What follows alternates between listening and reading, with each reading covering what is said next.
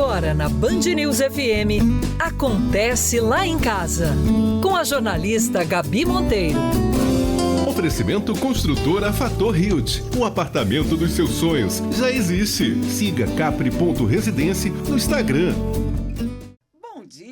Tá começando Acontece Lá em Casa, esse programa que te ajuda a viver melhor. Todas as quintas, das 11 ao meio-dia, você tem encontro marcado comigo, Gabi Monteiro, e gente que faz a diferença nas áreas da saúde, bem-estar, qualidade de vida, tecnologia, educação. A gente fala de tudo aqui no programa, assuntos que possam ajudar você a melhorar de vida, né? Porque para trás, gente, nem para pegar impulso, tá? Programa de hoje a gente vai falar de educação, porque educar também é cuidar, né? Quando a sala de aula também vira espaço de emoções e vida.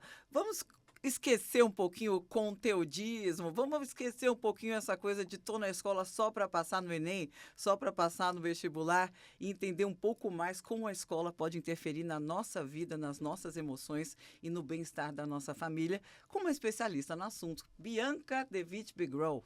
Ela é diretora da escola há mais de 25 anos na área de educação, sendo 15 na liderança escolar de escolas internacionais, e é uma mulher apaixonada por educação e literatura. Bem-vinda ao Acontece Lá em Casa. Tudo bom, Bi? Tudo bem, obrigada, Gabi. Obrigada pelo convite. É uma honra estar aqui conversando sobre os temas que são a paixão da minha vida. Sim, e eu chamo de Bi porque ela é amiga minha há muitos anos, pessoal. Nada melhor que fazer programa com amigas talentosas, não é verdade?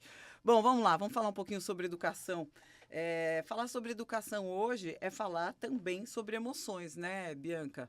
Saúde mental, habilidades para a vida, você entende muito disso na prática, né?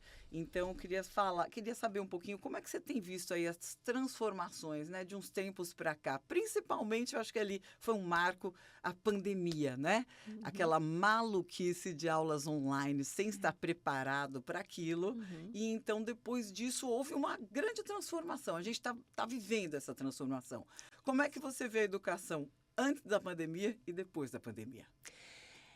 A pandemia chegou no momento em que, de fato, o Brasil não estava exatamente preparado, né? E trazer aprendizagem para um ambiente 100% online para a faixa etária com a qual eu trabalho, que é a educação infantil e ensino fundamental 1. Então, são crianças de 1, 2, 3 anos de idade até 10 anos de idade. É muito desafiador, porque não é o ambiente ideal. Então, quando tu fala, né, sobre essa questão da inteligência emocional, é o que a gente mais trabalha na escola. É uma habilidade desenvolvida todos os dias. Então, nós conversamos com os pais, falamos sobre tudo que é desenvolvido na escola, o que as crianças vão aprender de língua, de matemática, de estudos sociais, de educação física. Mas, em meio a tudo isso, a gente tem a questão da educação emocional, porque é o primeiro ambiente em que as crianças vão conviver depois da família.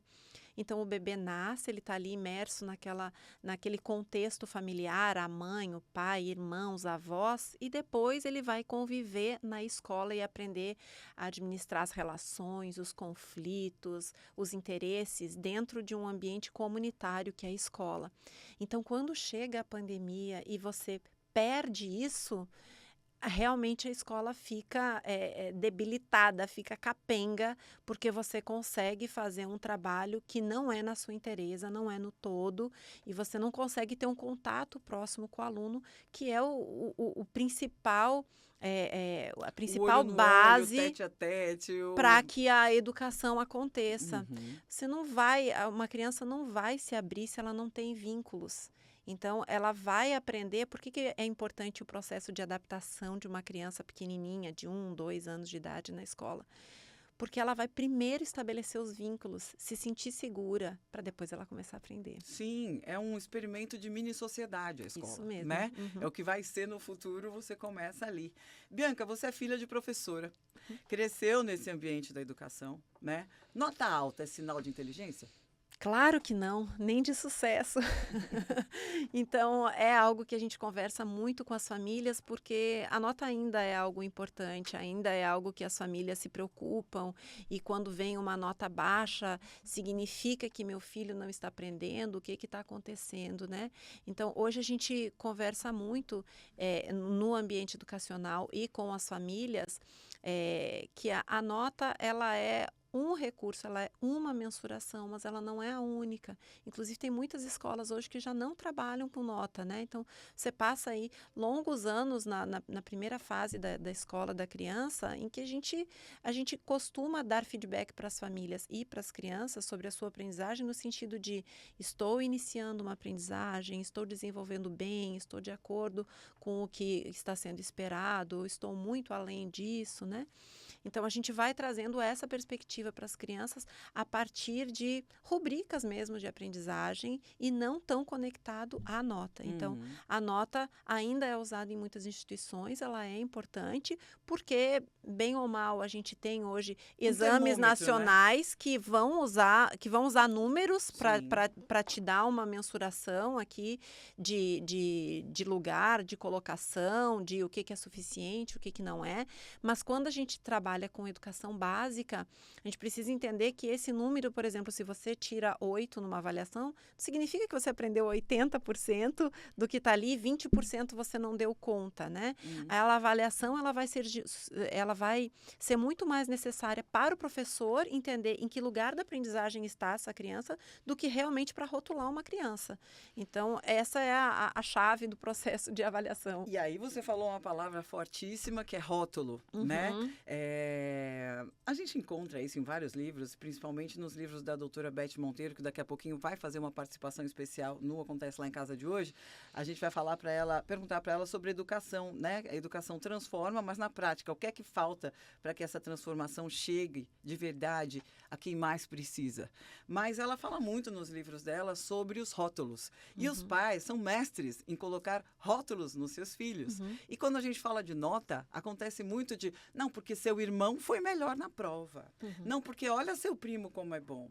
Não, porque você é desleixado, você é burro. Você tem dificuldade de aprender. O que acontece na cabeça de um adolescente, de uma criança, quando o pai ou quando a mãe, que é a autoridade máxima lá em casa, diz para você, você é burro, você não sabe aprender, você não consegue, você não tem capacidade. Qual que é a força de um rótulo na vida de uma criança? Como é que ela leva esse rótulo para a vida adulta? Ela leva? Ela lida bem? O que acontece com os rótulos? É tão interessante, Gabi, porque lá na escola nós temos um clube de livros entre as famílias, entre os pais, que a gente se reúne mensalmente para conversar sobre leituras sobre educação e parentalidade. E o livro mais recente que nós lemos trouxe justamente essa mexida, essa cutucada para as famílias.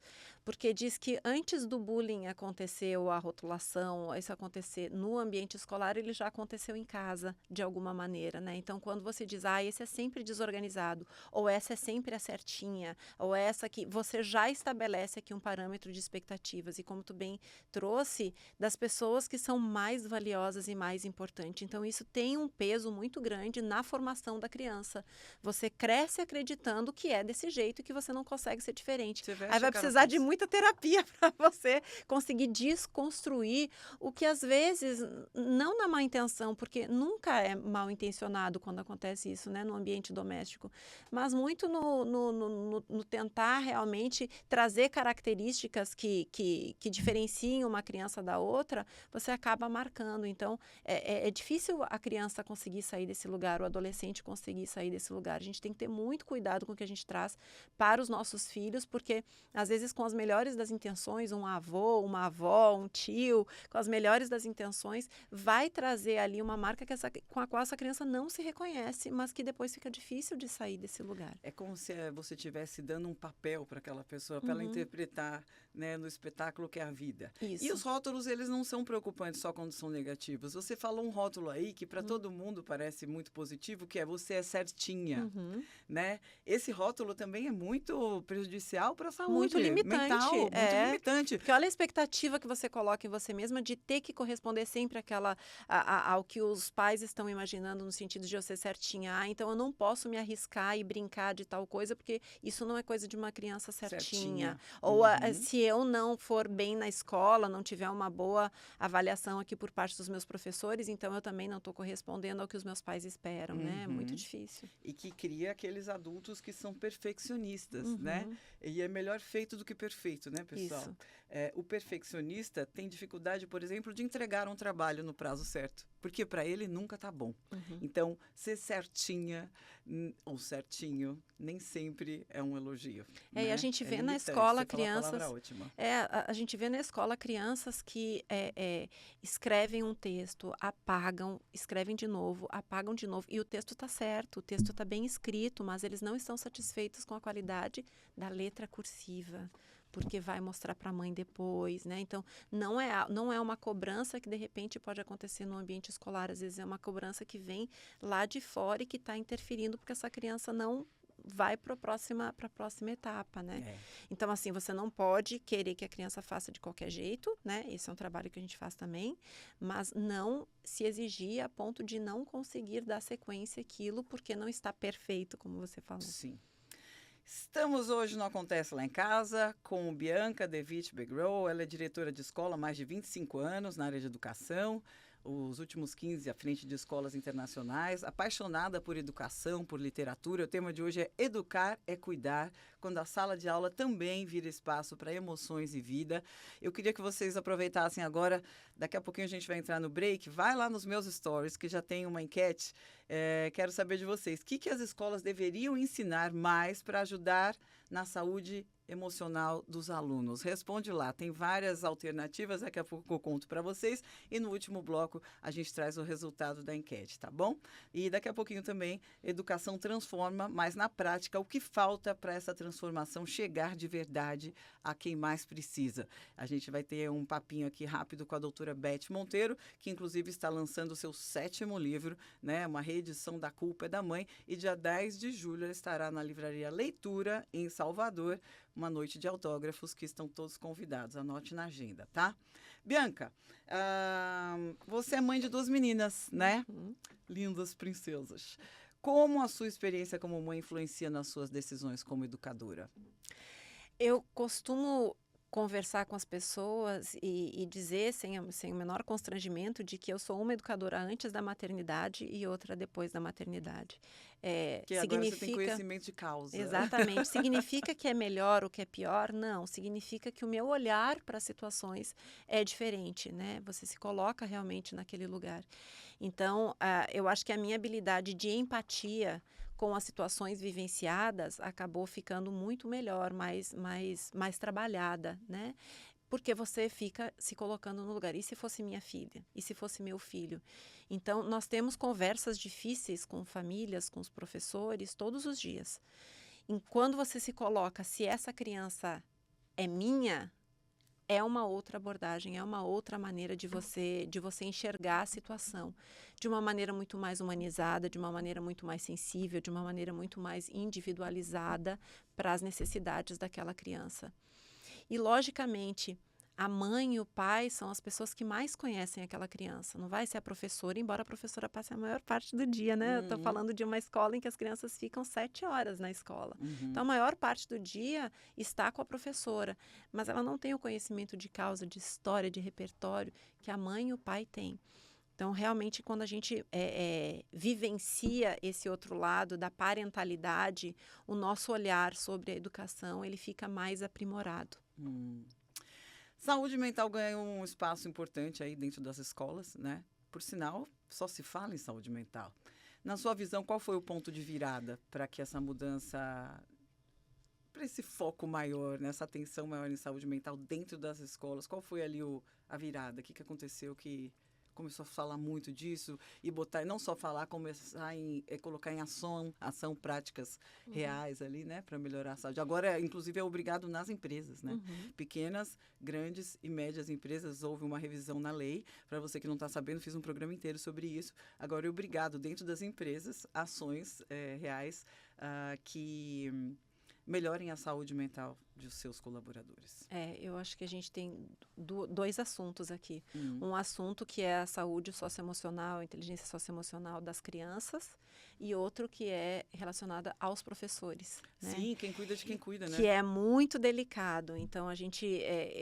eu não diria que foi pós a pandemia, porque eu percebo esse movimento acontecendo pelo menos nos últimos 10 anos, essa preocupação do como fazer na escola, porque entender que a gente trazer isso para o ambiente escolar é necessário, esse entendimento já existe há muito tempo, mas ele acontecia muito de forma intuitiva por parte dos professores, a partir das situações que aconteciam em sala de aula, desde a educação infantil até o final do ensino médio.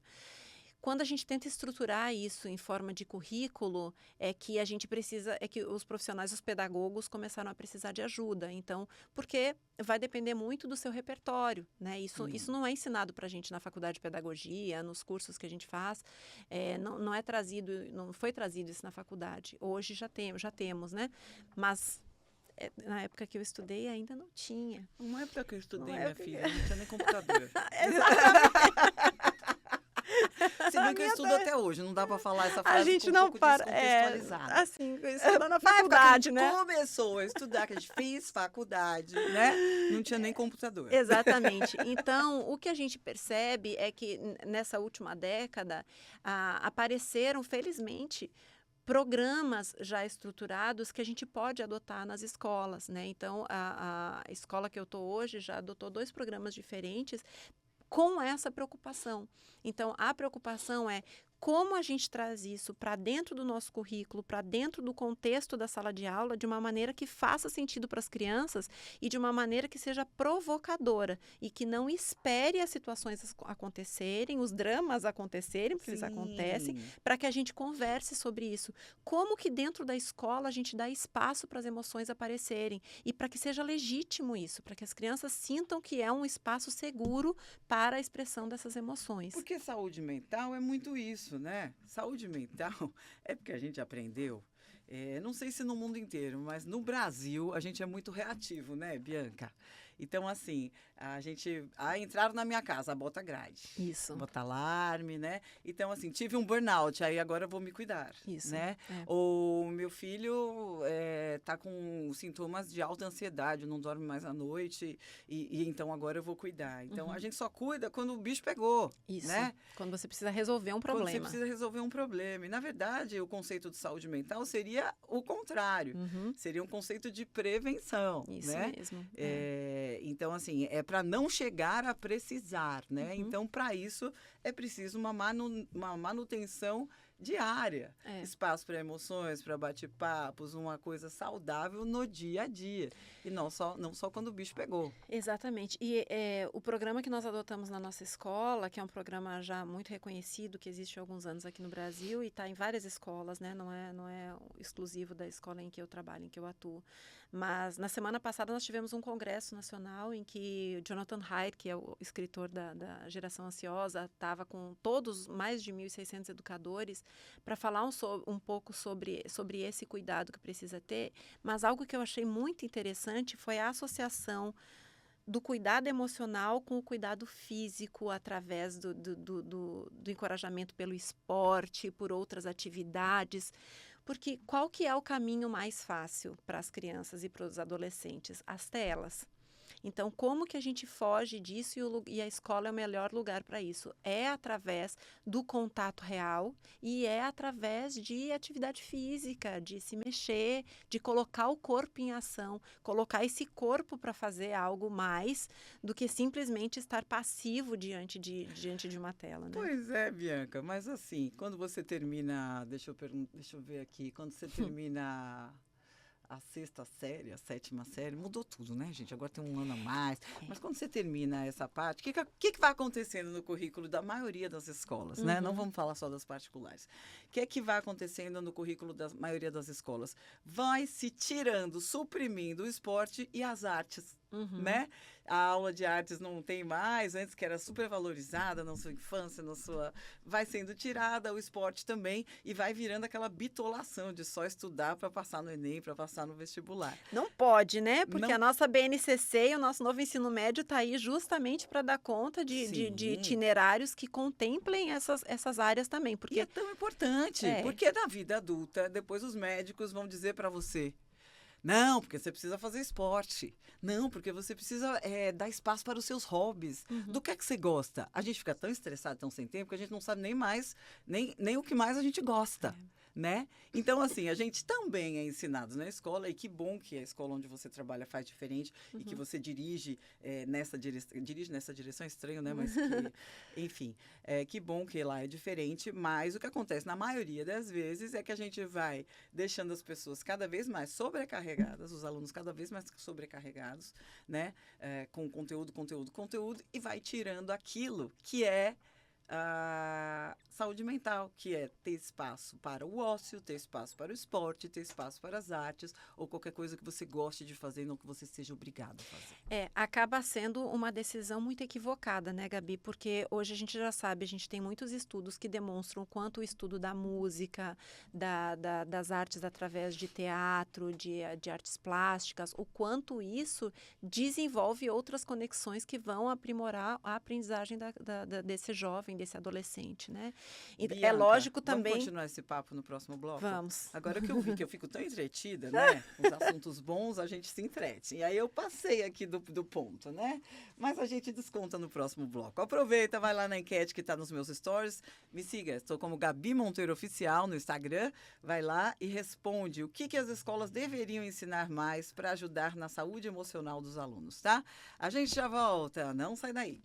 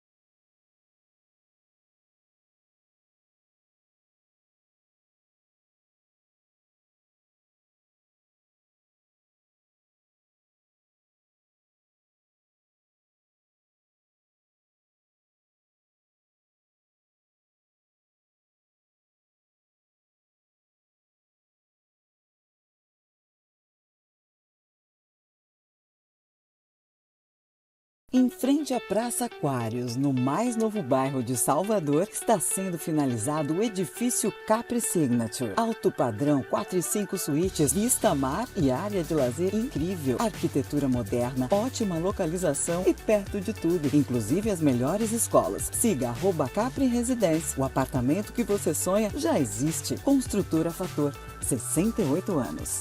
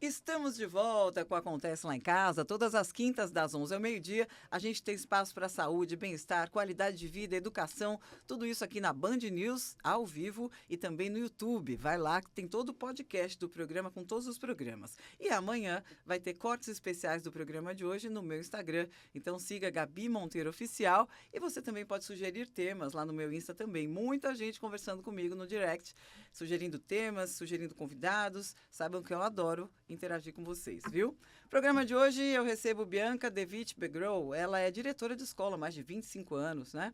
Aí na área de educação.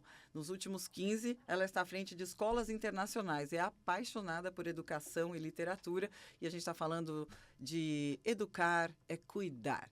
Quando a sala de aula também vira espaço de emoções e vida. Bianca, fala-se muito sobre programas de saúde mental, né, nas escolas. A gente estava falando sobre isso no último bloco. Na prática, você acha que as instituições realmente investem nisso, ou muitas vezes é só um discurso bonito para marketing, ou algo utópico ainda, principalmente para a rede estadual? Como é que você enxerga isso? Eu acho que muitas vezes coloca algo no programa escolar só para constar, né? Infelizmente, nem todas as escolas, as gestões conseguem dar foco nisso, porque realmente o ambiente escolar ele tem muitas demandas ao tempo inteiro. A gente que está em liderança, a gente está apagando incêndio o tempo todo. E esse é um programa que ele tem que ser cuidadosamente planejado junto com o corpo docente para que faça sentido para as crianças, né? E para que faça sentido para os professores também, para que os professores não entendam que há algo a mais para fazer. Então, além de todos os planejamentos de aula, eu preciso me preocupar com o emocional da criança. Deixa isso para o psicólogo. Não pode. Então, mas eu percebo que, assim, nas escolas privadas, esse já é um movimento que acontece há mais tempo e que tá acontecendo de uma maneira mais efetiva, realmente, para o benefício das crianças, porque não tem como fugir disso. Então, eu comecei a minha carreira em escola pública no Rio Grande do Sul e não tínhamos algo estruturado e cuidadosamente planejado para colocar em prática. Era muito uma iniciativa de cada professor, mas você não tem como não enxergar as necessidades do seu aluno, né? Então, como profissional da educação, você não consegue fugir disso. Se existem estratégias, se existem hoje pesquisas, livros, programas, aulas que a gente consegue encontrar até já prontas para que você possa trazer para o seu ambiente e tornar um ambiente mais saudável para que as crianças aprendam, então por que não, né? A gente percebe essa iniciativa muito por parte dos professores e hoje as escolas estão muito bem estruturadas nesse sentido, o que é bom porque as crianças se beneficiam, só que isso não vai ser eficaz, não vai trazer resultados se a gente não tiver o envolvimento das famílias. Então, as famílias realmente precisam estar muito juntas com a proposta da escola para que esse tripé consiga crescer conjuntamente. E aí a gente esbarra naquelas coisas, né, é um investimento muito grande mudar a mentalidade de professor também, né? Então, todas as escolas que resolvem fazer alguma mudança ou de metodologia ou ao menos se atualizar com o que há de mais moderno hoje na educação, depende muito de investimento, né? E eu gostaria de falar sobre isso com a doutora Beth Monteiro, autora de 6 livros, agora lançando o 7º, que são verdadeiros manuais aí para as famílias brasileiras, ela que sempre participa do Acontece Lá em Casa. Doutora Beth, a educação transforma, mas na prática, o que é que falta para que essa transformação chegue de verdade a quem mais precisa? Fica aí. Sim, a transformação se dá através da educação. Agora, como para as pessoas que mais precisam, como fazer para que elas tenham acesso ao conhecimento e à transformação que ele provoca?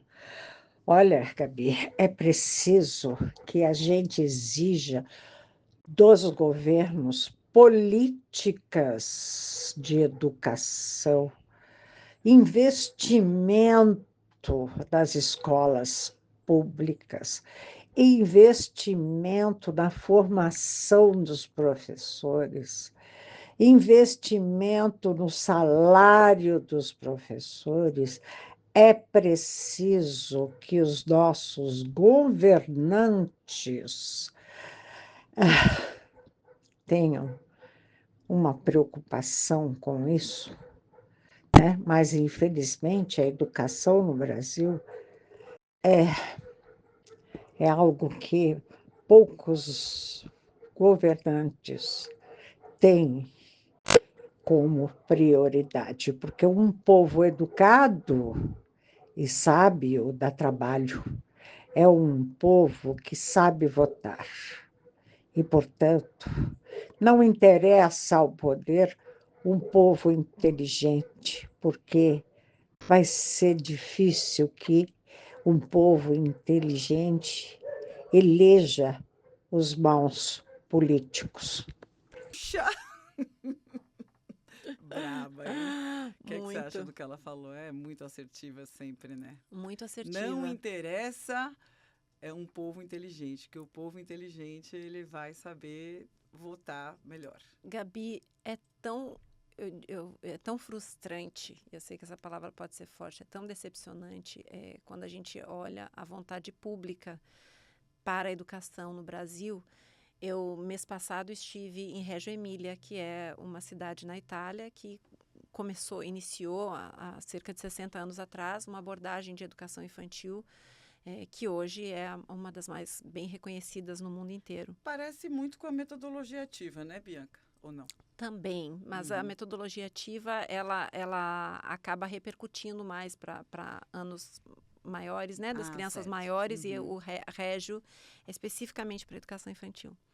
Ela casa muito, ela bebe muito em algumas coisas do construtivismo, mas não completamente, né? Tem muitas diferenças.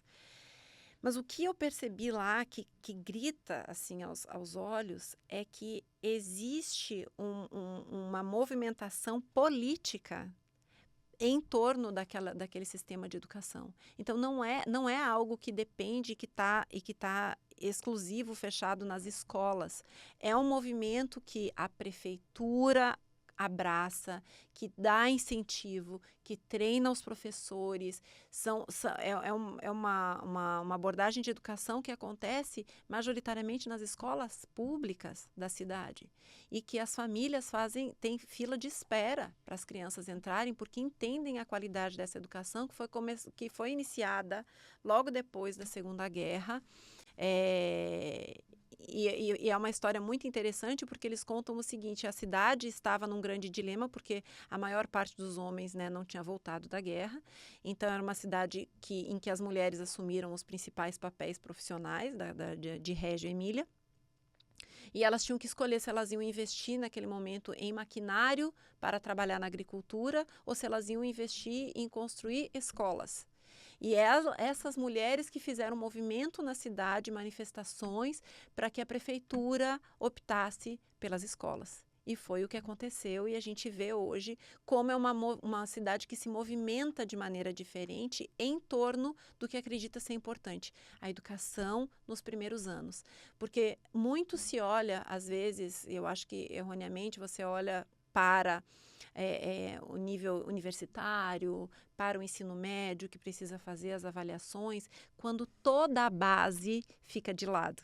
Então, nesse lugar, você percebe na realidade, na prática, o quanto isso faz diferença para a formação de uma comunidade, de uma sociedade. Mas precisa ter a iniciativa do governo, investimento financeiro mesmo, e eles mostram para a gente tudo que é investido na educação anualmente, mas o quanto isso faz diferença na constituição dessa sociedade é algo que nos frustra quando a gente retorna, né? E vê Deu o quanto... vontade de entrar para política, fazer alguma coisa? Vamos! Também eu tenho essa vontade, mas alguém sempre me faz desistir. Diz que é utopia, né? Você entrar na política com muitos ideais. Dizem por aí. Mas a gente não está falando de política. Hoje a gente está falando de educação, que também tem muito a ver, né? Bom, com Bianca De Witt Begrell, ela que é diretora de escola e há mais de 25 anos está aí na área da educação. Quando você recomeçou sua vida em Salvador, Bianca, há 16 anos atrás, porque ela veio do Sul, né? Como ela bem disse, deu aula em escola estadual lá para os lados do Sul, do Brasil. Quando você começou a trabalhar aqui nas escolas daqui, a gente não vivia esse perrengue do excesso de telas, né? Que tá uma maluquice, não só para as crianças e adolescentes, mas também para os adultos, né? Como está sendo lidar com a geração Z?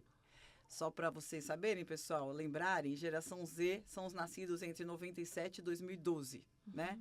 Conhecida como nativos digitais. Esses novos tipos de ansiedade, como FOMO, que é uma sigla para medo de estar perdendo algo, e FOLO, que é medo de se desconectar, elas te preocupam? Como é que vocês lidam com isso na escola? Qual seria a melhor forma?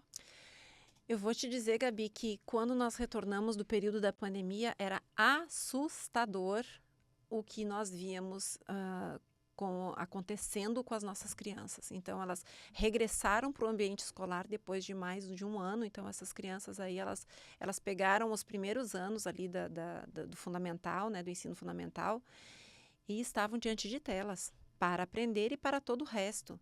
E a gente entende, a gente não tem como julgar, nós somos mães, a gente vivenciou isso também, que muitas vezes a gente tinha que trabalhar ali no nosso home office e não tinha o que fazer com aquela criança no momento, e aí o caminho mais fácil, né? Exatamente, o caminho mais fácil foi a tela. Então a gente entende, mas nós recebemos crianças com crises de abstinência de tela na nossa escola, que não sabiam lidar. Exatamente, não sabiam como lidar com o contexto, com a conexão, com conversar com uma pessoa, olhar no olho, né? E aí a gente tem também um aumento significativo em muitos diagnósticos hoje que a gente tem, né? Em função desse uso exacerbado das telas e cada vez mais precoce. Quando você para pensar qual é a necessidade de uma criança abaixo de 10 anos, eu diria até um pouco mais, mas vamos pensar de 10 anos. Você ia falar 12, né? Eu ia falar um pouco mais. Qual a necessidade dessa criança ter um celular? Um celular. Zero. Qual é a necessidade dessa criança? Não anda sozinha, não tá, né? Zero. Exatamente. Mas as famílias, elas sofrem uma pressão muito grande. Isso foi bastante falado pelo Jonathan Haidt, inclusive, né? No livro dele ele fala bastante isso, daquela pressão, todo mundo tem. E aí vai da nossa fortaleza aí nessa parentalidade de a gente conseguir sustentar que o seu colega pode ter, mas você não vai ter. Antes a gente conseguia sustentar aquela frase, você não é todo mundo! Ele não consegue mais, né? Tá difícil. Eu devia ter um combinado, os grupos de mães no WhatsApp, que só serve para ficar causando na cabeça das pessoas, né?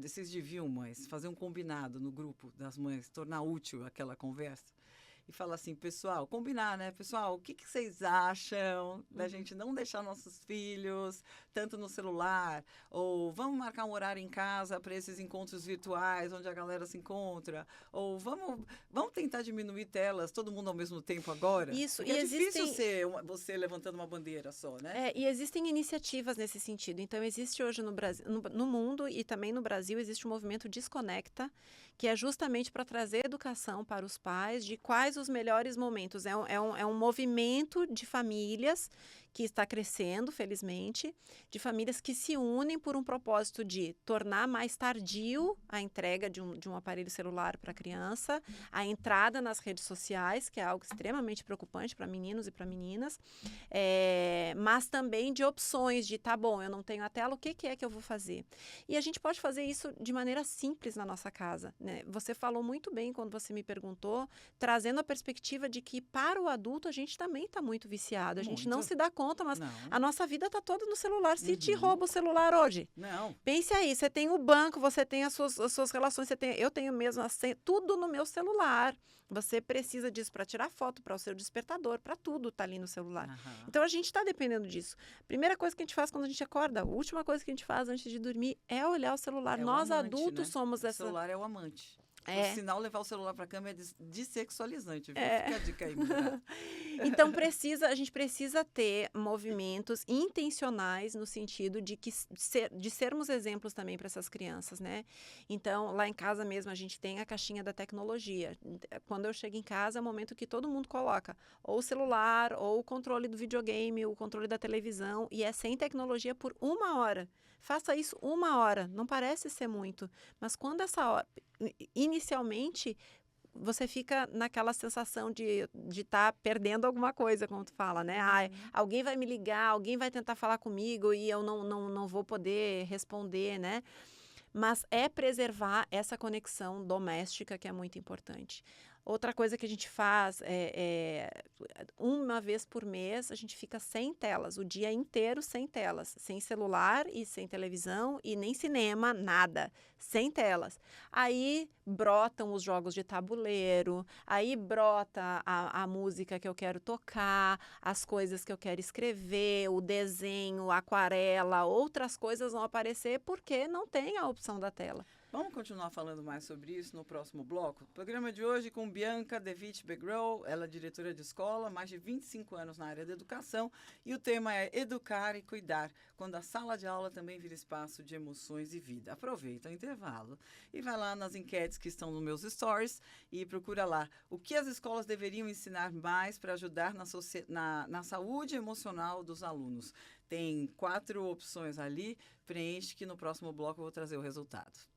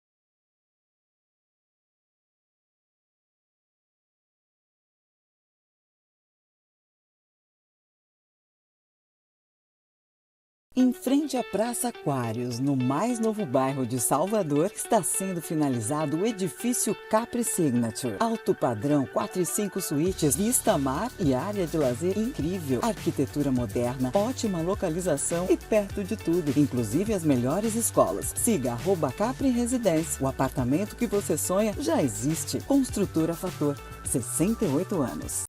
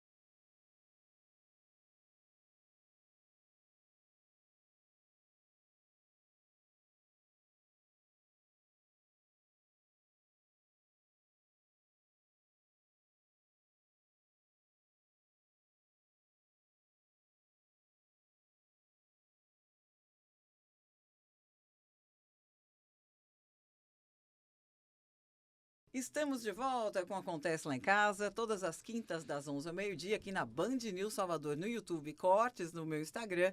A gente traz sempre assuntos relacionados à saúde, bem-estar, qualidade de vida, educação, coisas que possam trazer benefícios reais aí para sua vida. Eu sou Gabi Monteiro, você me encontra no Instagram como @GabiMonteiroOficial. Eu prometi para vocês, no programa de hoje eu estou com Bianca Devitt Begrou. Ela é diretora de escola há mais de 25 anos aí na área de educação. Ela é apaixonada por educação e leitura e literatura. E o tema é educar, é cuidar, quando a sala de aula também vira espaço de emoções e vida. Convidei vocês para irem lá nos meus stories, no Gabi Monteiro Oficial, e responder o que as escolas deveriam ensinar mais para ajudar na saúde emocional dos alunos. Vamos ver o que eles responderam, Bianca? E eu quero saber a sua opinião.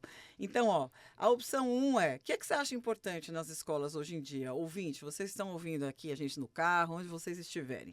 Se colocar no lugar do outro e respeitar as diferenças, conhecer a si mesmo e confiar no próprio valor.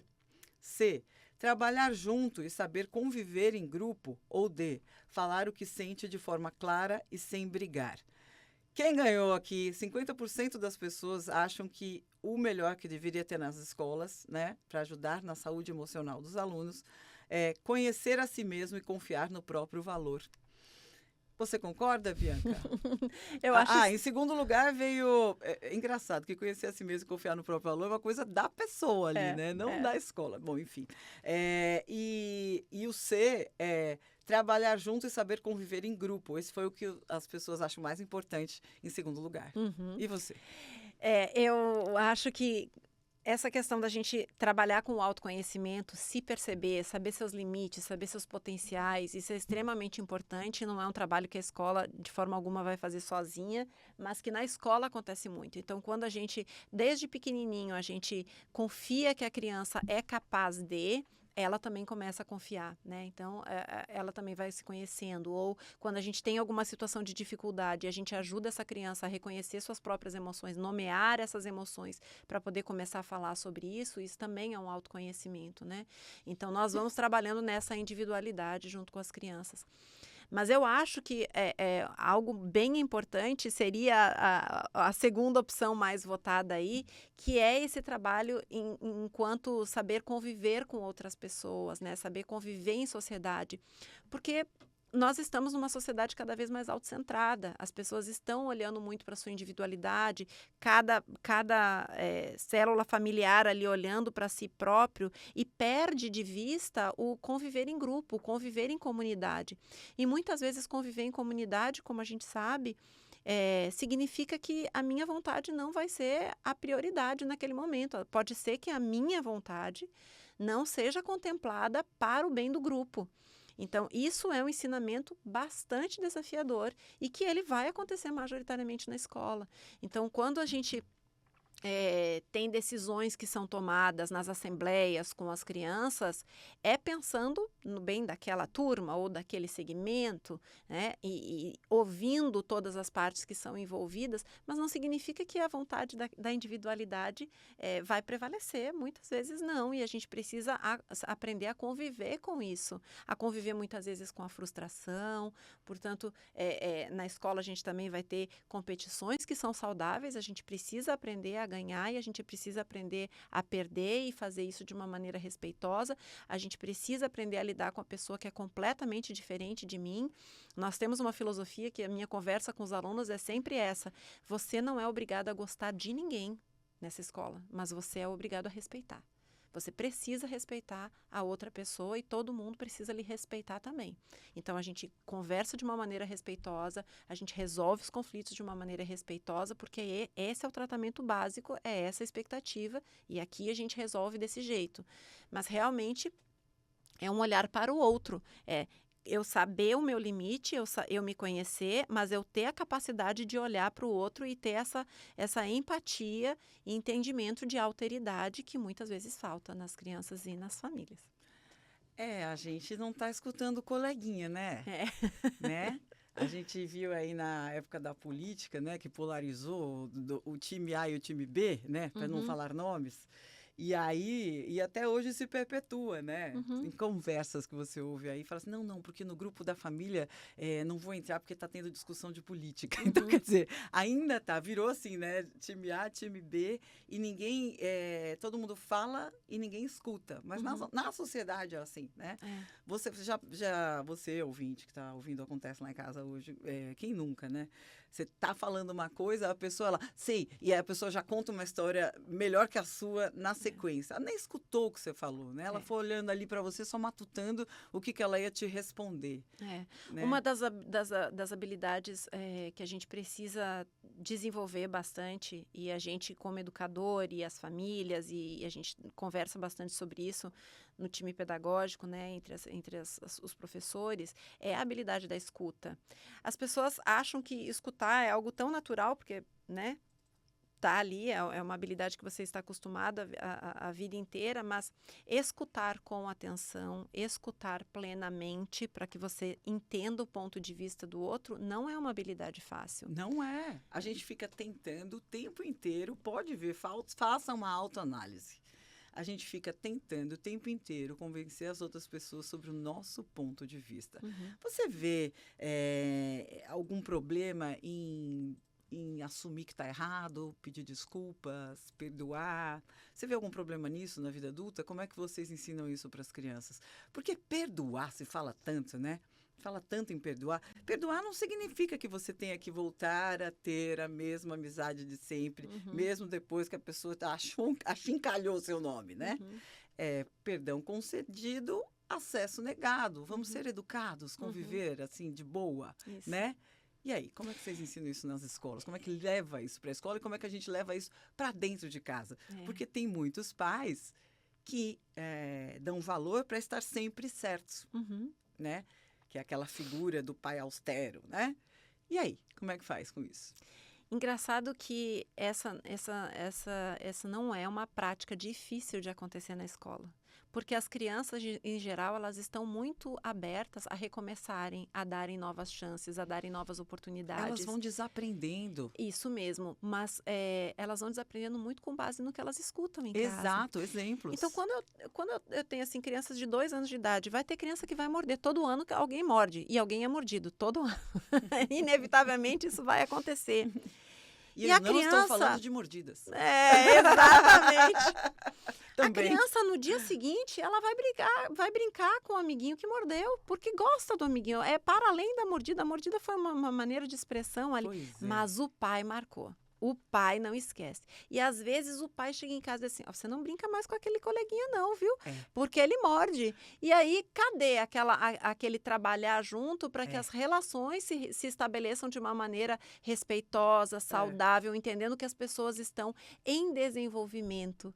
Uma das conversas mais bonitas que eu gosto de ter na escola é quando um professor percebe que cometeu um equívoco e trabalha isso com a turma. Gente, eu errei.